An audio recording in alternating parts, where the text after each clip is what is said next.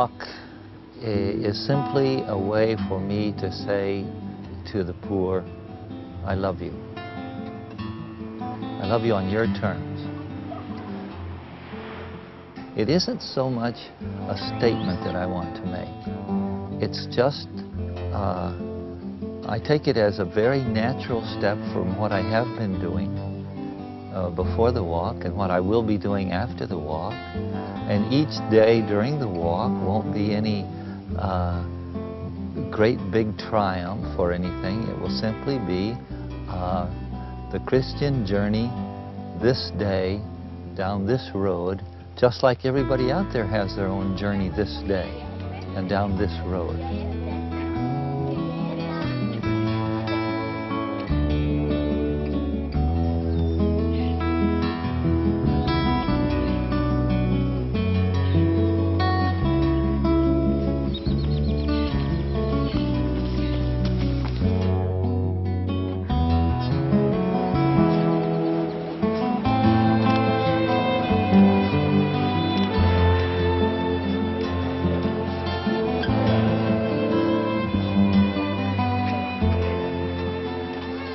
If you think of a president of an organization, especially an organization that's going to have somewhere around $20 million in funds this year that they're going to be using, a lot of people think of somebody wearing a fancy suit, living pretty fancy. Well, Bob is the opposite. I mean, a down-to-earth person that thinks and cares a lot about other people. The people that God puts in our path, both the poor and those who want to work with the poor, there's a way of channeling those resources to help each other. So CFCA comes along and we try to bring those two groups together. Sponsorship says we are equal in the eyes of God and we need each other, we are interdependent.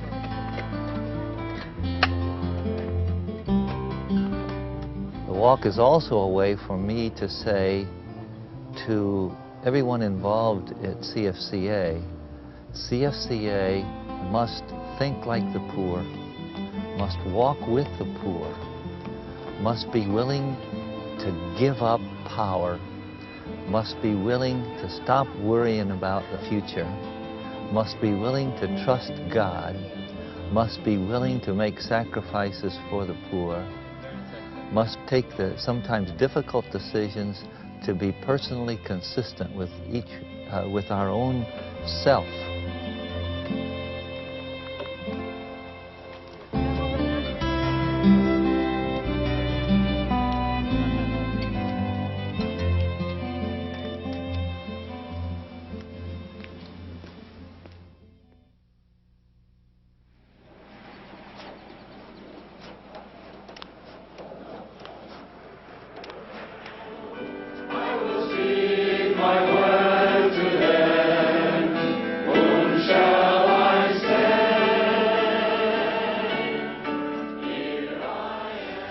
God has gathered us together to support, uplift, encourage Bob Henson as he begins his journey.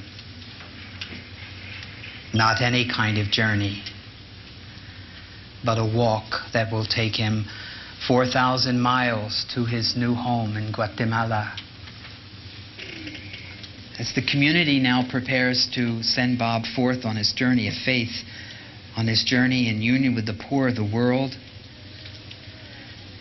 we pause to offer prayers not only for him and those that will accompany him along the way, but for the people we serve, the poor who are enriched, and the communities that we are part of. And we pray as one family of faith.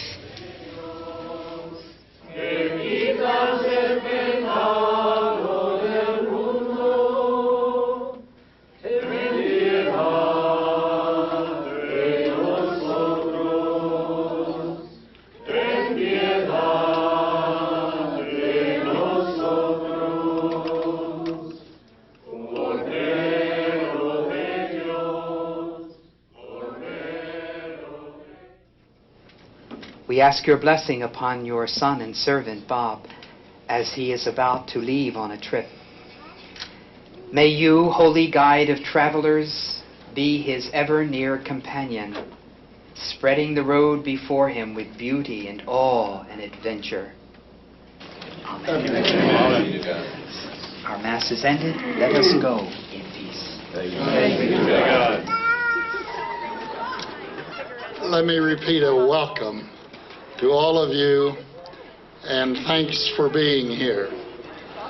One of the priests, he gave me his map. He says, "Bud, where's Guatemala Street on here?" And I said, "Well, it's 4,000 miles away." He said, "Oh, I thought it was 4,000 meters." So he gave me his map and said, "I ain't going." Well, anyway, Bob. This is not adios. This is hasta luego. See you soon. I want you to know that you really are with us every step of the way. Alberto walks from his humble home to the field so far away. Teresa walks to the river to bring water for this day. Carmen walks for firewood each and every day. Rosa walks to the mill in town with the corn to be ground today. And I want to be a pilgrim all along life's way, walking with the powerless and listening to what they say. Workers and the poor invite us to walk with them, sharing our horizons. We walk for a transformed life. People ask me why I walk. That's the reason. Don Alberto walks, little Rosa walks, Carmen walks. And I want to connect with them. This is why I want to go on foot, because I feel that if I go on foot, I will be more apt to be taken as an equal and as a friend.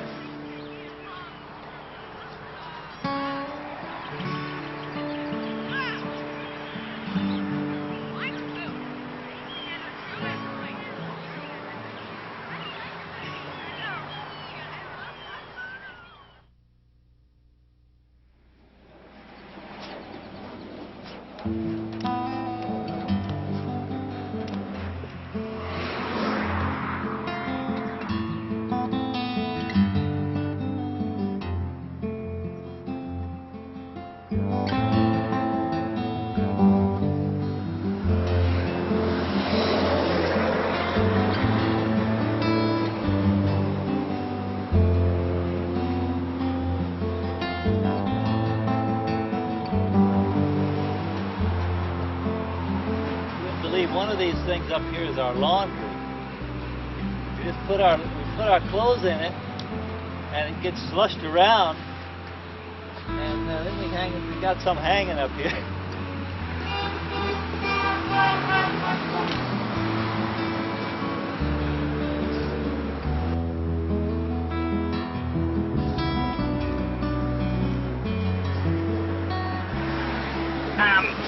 But I'm still sticking to the dates of 6/21 and 6/22 for Corpus Christi.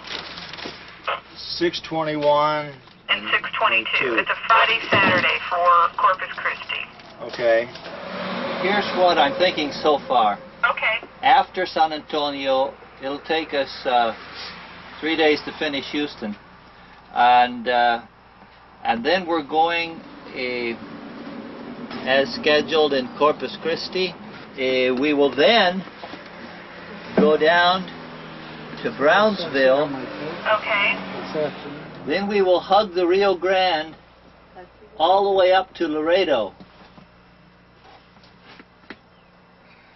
Okay, I follow you. I'm watching my map here. Okay, we'll hug it all the way up to Laredo, and what I'm thinking right now, we'll cross the border at Laredo rather than at Reynosa. I have some pilgrims joining you on Thursday. I think that's all I had for today. Okay, say hello to everyone up there.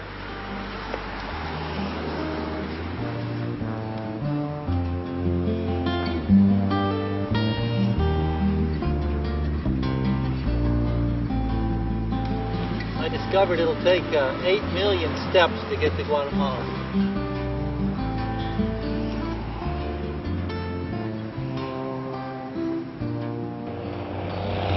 This has been the hottest, driest early summer that Texas has seen since 1951. Many people here are really hurting. I always like to talk in terms of our pilgrimage rather than just mine, because there are so many people on this journey. So many people have offered their solidarity with us, including 2 that are actually walking with us today. Others have been praying with us. Some walked with us for a short time.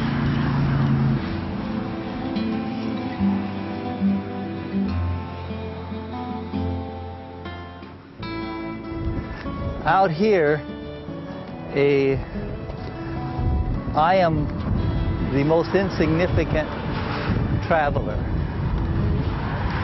I go at best 3.5 miles an hour, and everybody else is much faster and has tremendous power behind them.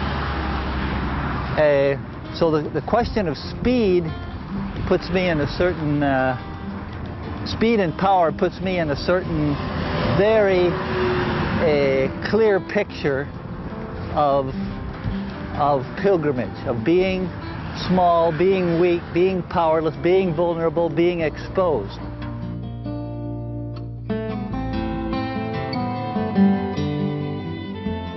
One of the great Latin American poets, José Martí, spoke of his poetry as being like a wounded fawn seeking refuge in the forest. What an impact that made on me when I saw the wounded fawn hit by a car seeking refuge in the forest. Or even a snake run over just a part of it trying to get off the road. There's a lot of death out here, and it makes me reflect a great deal on life.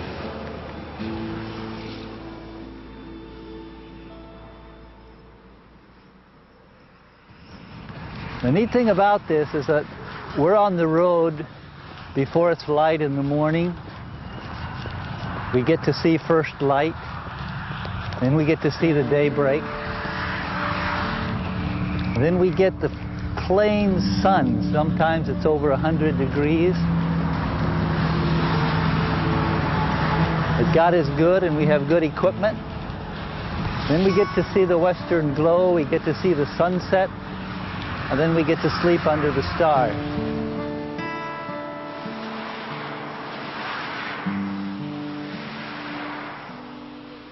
They sent after Jesus to catch him in his speech. The 2 groups came and said to him, my role on the Pilgrimage of Faith walk with Bob Henson is basically a lot of logistics, driver, route planning, mechanic, part-time chef. Rice and beans. And the secret is, as soon as you smell it burn, you know the rice is done. Turn the rice on. And we're pretty simple, as you can see from the bus we have behind us. Sometimes when you have lots of stuff, you spend a lot of time taking care of your stuff, paying for the stuff, taking care of the stuff. And I like the simpler life, simpler, time to listen to what God's telling us instead of, I know that God's talking to us, but a lot of times we're moving so fast, we don't pay attention. And we're moving at a slower pace here, seeing the beauty that God's created.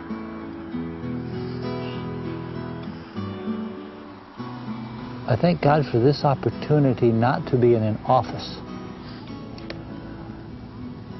I thank God for being able to live outside basically these months and to feel comfortable in doing so in spite of the fact that it was 20 degrees when we left Kansas City and it's been over 100 here.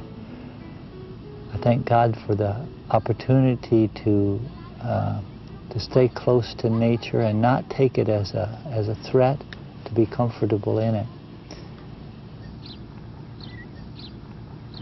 The whole question of the pilgrimage, somebody says, well, how could you ever think about walking 4,000 miles? Well, that's kind of a nebulous thought. My thought is, how far is it before I see the next stop? And when you can reduce your goals to an attainable goal, I think we're getting somewhere. We don't have to do the whole thing. Don't think the Lord asked us to do all of life in one swallow. Take it step by step. There is a certain rhythm of walking, and it's peculiar to each person.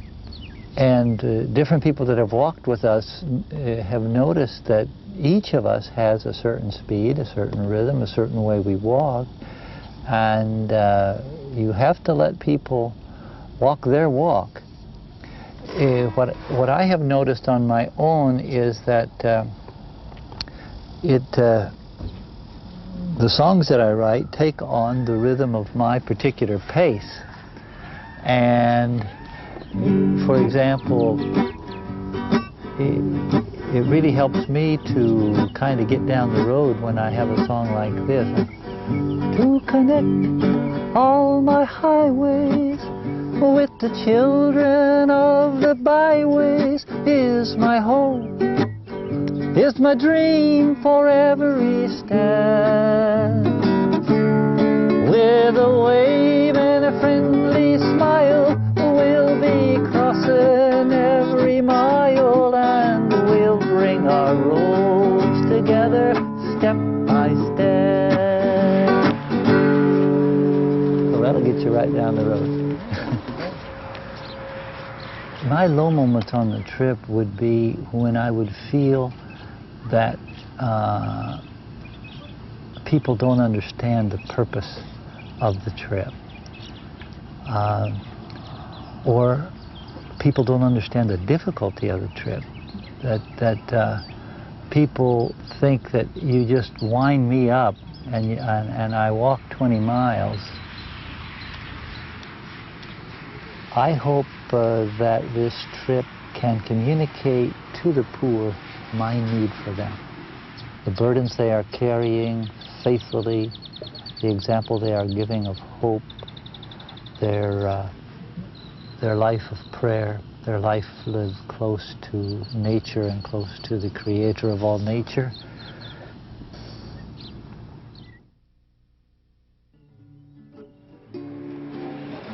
Carry on, said the Lord of creation, carry on with my first light. Carry on when the day is breaking and the sun is shining bright. Carry on though your legs grow weary, carry on in the western glow. Take your This session actually is a very favorite one of mine. I said in one of my songs, Brother Sun will warm our footsteps, and Sister Moon will shine her light, and all the stars will be our compass. The little birds come out and start singing at this time. The people are generally sure they're in a hurry, but they're also pretty optimistic about the day. The whole earth seems to be coming alive. especially very, very early in the morning. Matter of fact, you have to watch where you step out here very early in the morning, because the snakes come out and seek the warmth of the road at night, and sometimes they don't get home by the time you get there. And they take a bad attitude if you step on them. Especially with these boots, they don't help you very much.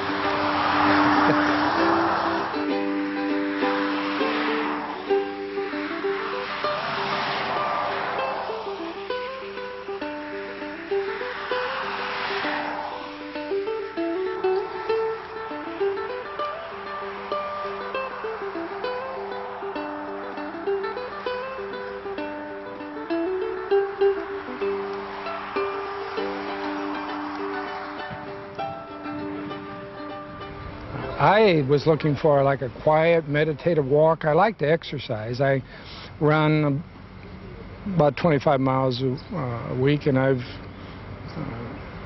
run a half marathon, and I thought this was going to be an easy go. And I learned something. It wasn't so easy. First I said, well, if I was retired, I'd walk all the way with him. I thought that sounded nice. And Jim said, well, why don't we go and walk a short way with him? So we decided we would. And of course, I didn't make it, but my husband did. After about 2.5 days, that's when I cut out the front of my shoes to help the blisters and the sore feet.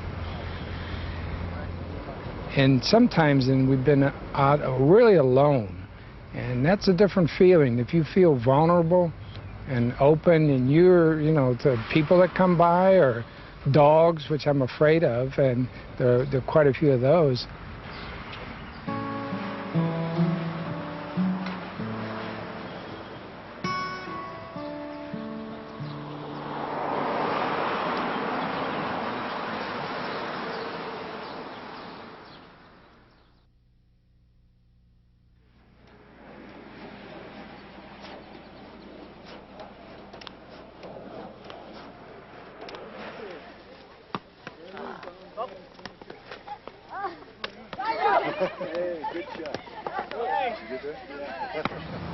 I'm standing now in the town of Cordoba, where Hernan Cortés landed in 1519. I have now walked 3,000 of the 4,000 miles it will take to get to San Lucas Toliman, Guatemala. It's interesting too, Cortés burned the ship so his men couldn't turn back. We haven't had to burn the bus yet. Been tempted. This is the 10th state of Mexico that we have walked through, besides Kansas, Oklahoma, and Texas. My wife, Cristina, and our 2 boys joined me in San Antonio, Texas, and have been walking, well, thousands of miles since then. We've been having some fun on this trip. My wife came up with some hair tents, but I said to her, tell you what, with this physical conditioning that I'm getting in, my hair ought to look like the rest of me. And so whenever she throws a little on her own head, she does me too. Well, that's the story of my hair. It's kind of fun. Luckily, I've been blessed with a lot of it.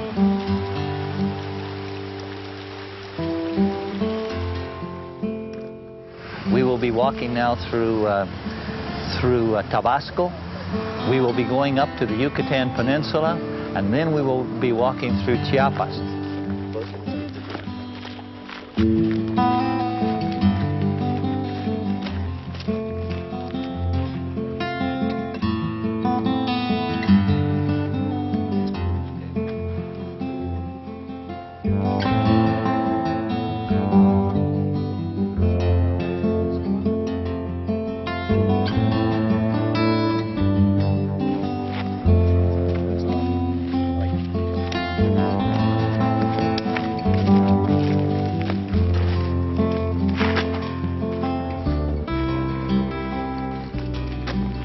If there's anybody on earth that understands pilgrimage, it's these people.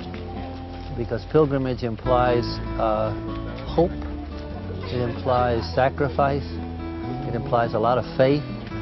It implies a vision that you try for, and you try to do it together.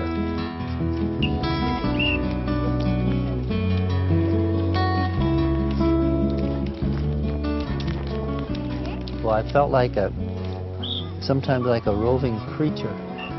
And basically what I keep telling them is that God loves them, that they're good, that they're worthy, that they have a lot to offer to our world, that please don't be discouraged, that we need their spirituality, their leadership, and that we are receiving their gift of creation spirituality, their closeness to the earth, their hard work.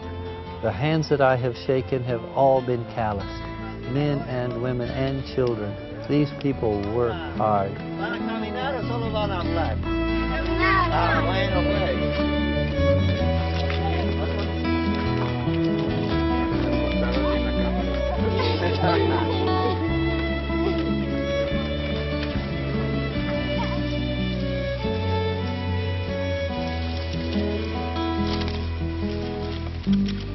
This is 4,000 miles or 6,000 kilometers from CFCA, Kansas City. And I'm proud to tell you that I have walked it in an unbroken line. Not in a straight line.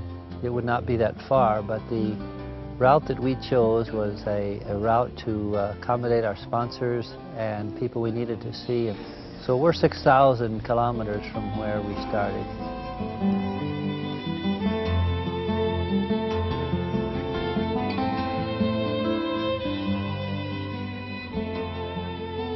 This is the beginning of the pilgrimage rather than the end. The struggles that we ran into out on the road of fatigue and hunger, there are other fatigues and there are other hungers out there in every office, in every family. Life is a pilgrimage.